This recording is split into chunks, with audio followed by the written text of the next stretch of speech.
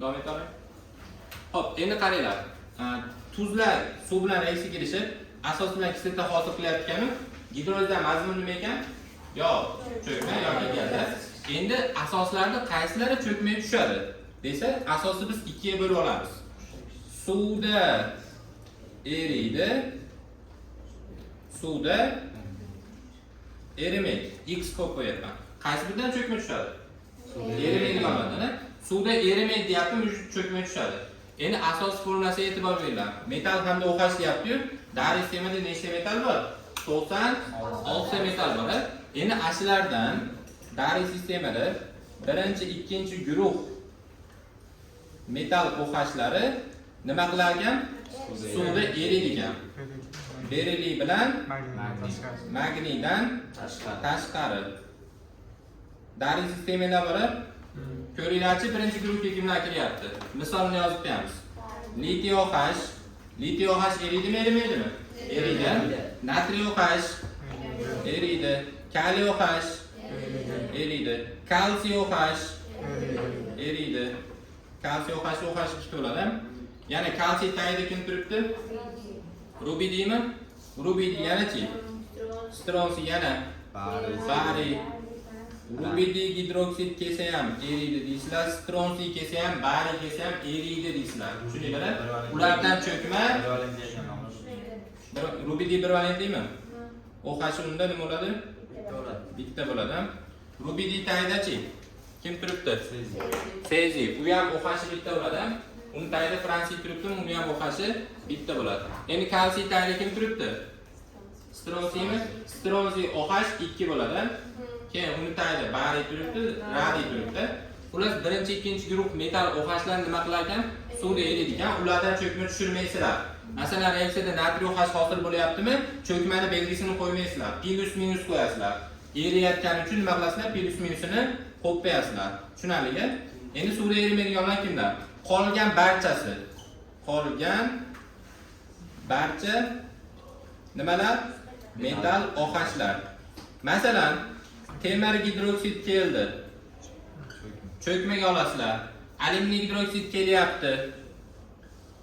Alyuminiy OH kelsa, uni ham cho'kmaga olamiz. Kelishdingmi?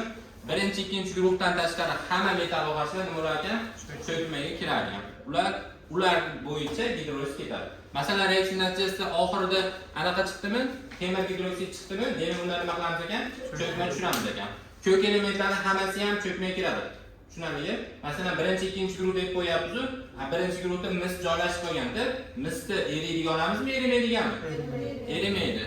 Mis gidroksidni ham nima qilamiz ekan? Cho'kmaga olamiz. Mis gidroksid cho'kma. Rug gidroksidchi? Bu ham cho'kma. Kumush gidroksid kelib qolsa-chi? Bu ham cho'kma. Bilib olinglar.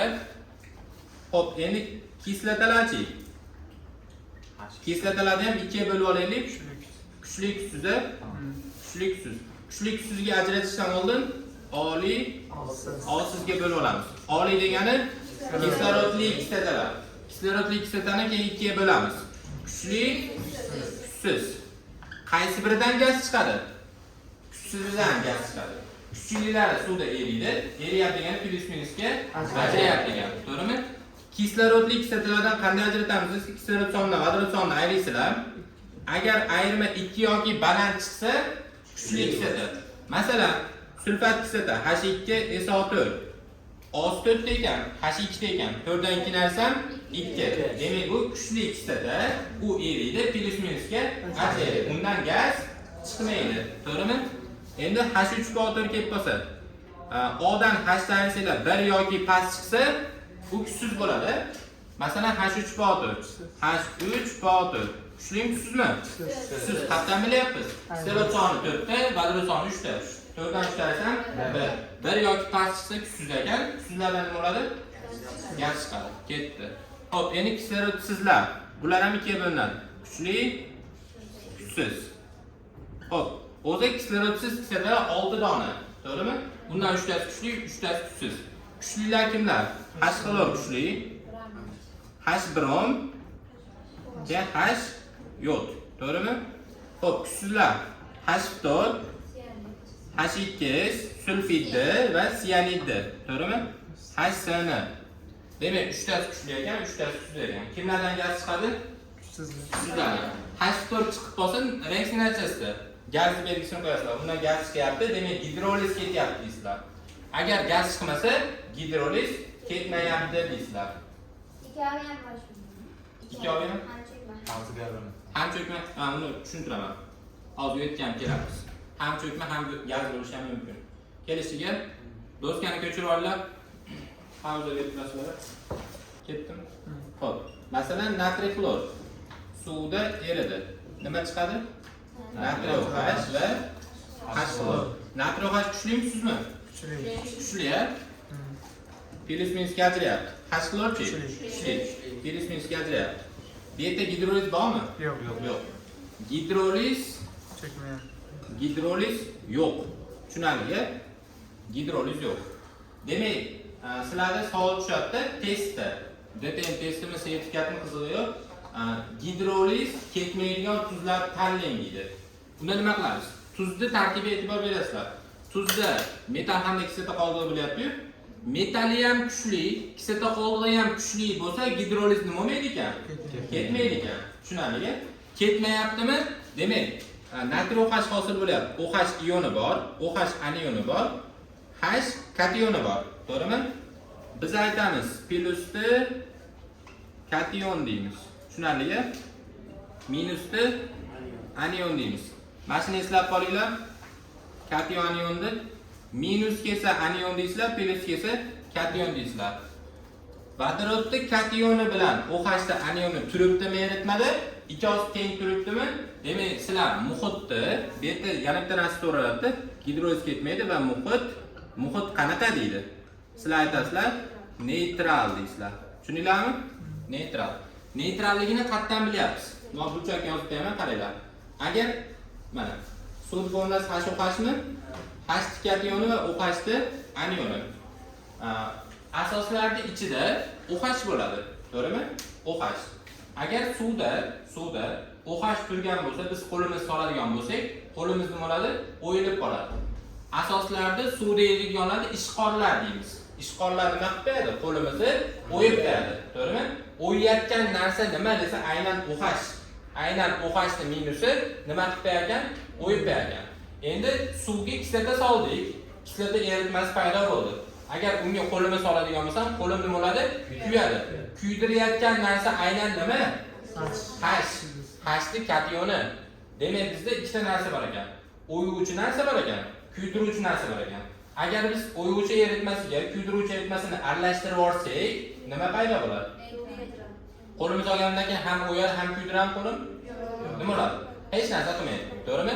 Chunki H bilan OH qachonki teng tursa, bu neytral hisoblanadi, bu yerda hech narsa qilmaydi.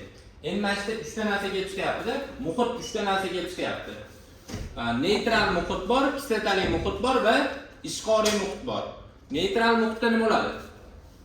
H bilan OH teng turadi. H bilan OH tengmi? Demak, sizlar nima deysizlar? Neytral deysizlar. Neytral. Agar H ko'p bo'lsa, kislotali, OH ko'p bo'lsa, ishqoriy.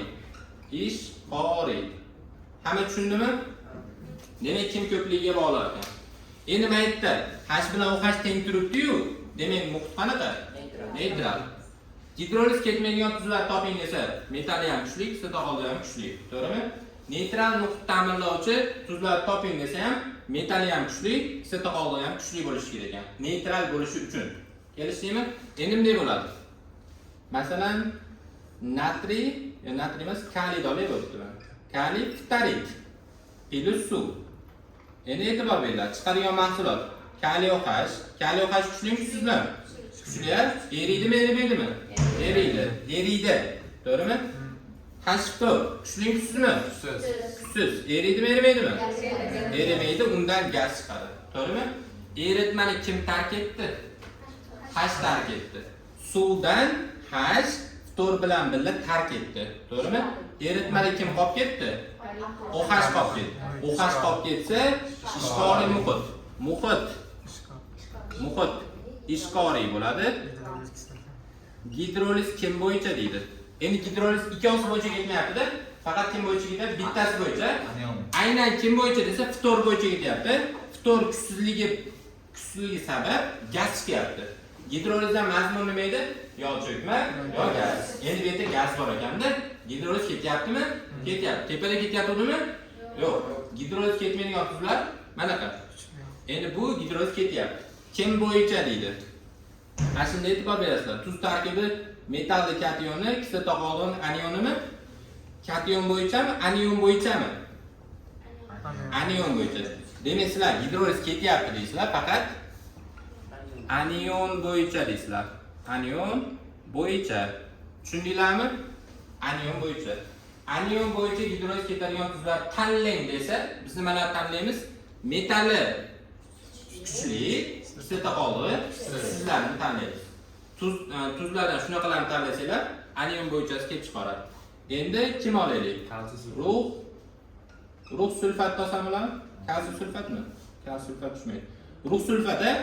Rux sulfat plus suv teng. Rux gidroksid kuchli kuchsiz nima bo'ladi? Cho'kma tushadi. H2SO4 kuchli, kuchli. Undan gaz chiqmaydi. Plus minusga ajraydi. Plus minusga ajradi. Xo'p, muhit qanaqa desa, kim tark etdi eritmani? OH tark etdi, cho'kmay tushib ketdi. Demak, eritmada qolayotgan narsa H hisoblanyapti. H da muhitni kislotali. Demak, muhitni biz aytamiz, muhit kislotali. Xo'p, gidroliz kim bo'yicha desa, gidroliz kation bo'yicha, rux bo'yicha bo'lyaptimi? Demak, kation bo'yicha ekan. Kation bo'yicha. Sizlardan savolda so'raydi. Kation bo'yicha gidrolizga uchraydigan tuzlar toping deydi. Unda biz qanaqa xulosa qilamiz? Metalli siz kislota qoldi, kuchlilarini tanlaymiz javobdan. Tushunarligi? Metallarni ajratish so'rayaptimi? Qachon kuchli bo'lar ekan? Birinchi, ikkinchi guruhga kirsa kuchli, qolgan barchasi kuchsiz. Kislotalarni ham qanday ajratish so'rayaptimi? Kuchlilari kislorodlar nima qilamiz ekan? Kisloroddan vodorodga ayiramiz. 2 yoki balandchisi kuchli, 2 dan pastchisi kuchsiz. Xo'p, endi alyuminiy sulfidni HOH chiqadigan mahsulot. Alyuminiy gidroksid nima bo'ladi? Cho'kma. Kislotadan H2S chiqadi. H2S-chi? Kuchsiz. Nima bo'lyapti? Gaz chiqyapti. Endi eritmani kim tark etyapti desa, ham OH tark etyapti, ham H tark etyapti. Eritmada hech kim qolmayapti. Muhit qanaqa bo'ladi? Muhit neytral bo'ladi. To'g'rimi? Muhit neytral. Bu yerda sizlar aytasizlar, muhitni neytral deysizlar. Endi gidroliz kim bo'yicha desa, gidroliz ham yoki dam. To'g'rimi? Hamdam. To'g'ri. Gidroliz nima ekan? Hamdam ketar ekan. Ham degani kim bo'yicha? Ikkosi bo'yicha. Metal bo'yicha ham, ya'ni kation bo'yicha ham, anion bo'yicha ham kation, ham anion bo'yicha. Sizlardan so'raydi savolda. Gidroliz ham kation, ham anion bo'yicha uchraydiganlarni toping desa, biz istashimiz kerak bo'lgan narsa metallini ham kuchsizi, kislota qolgan ham kuchsizlarni istaymiz. Shunda muhit nima bo'lar ekan? Neytral bo'lar ekan. Tushunib oldinglar? Endi mana shu yerda chalg'itadigan joyi, masalan, anion bo'yicha bo'lsa, anion bo'yicha kimi? Anioni bo'yicha. Tuzda anioni bo'yicha. To'g'rimi? Tuzda anioni bo'yicha. Tuzda anioni bo'yicha muhit qanaqa bo'ladi desa, ishqoriy bo'ladi. Ishqoriy. Anion bo'yicha bo'lsa ishqoriy, kation bo'yicha bo'lsa kislotali. Ham bo'lsa neytral. Gidroliz ketmasa ham neytral. Demak, 4 xil variant ko'rdik-a. Ham bo'yicha bo'lishi ham mumkin ekan yoki bittasi bo'yicha bo'lishi ham mumkin ekan. Hamma tushunib oldimi? Savol yo'qmi? Doskani ko'chirib olamiz-a.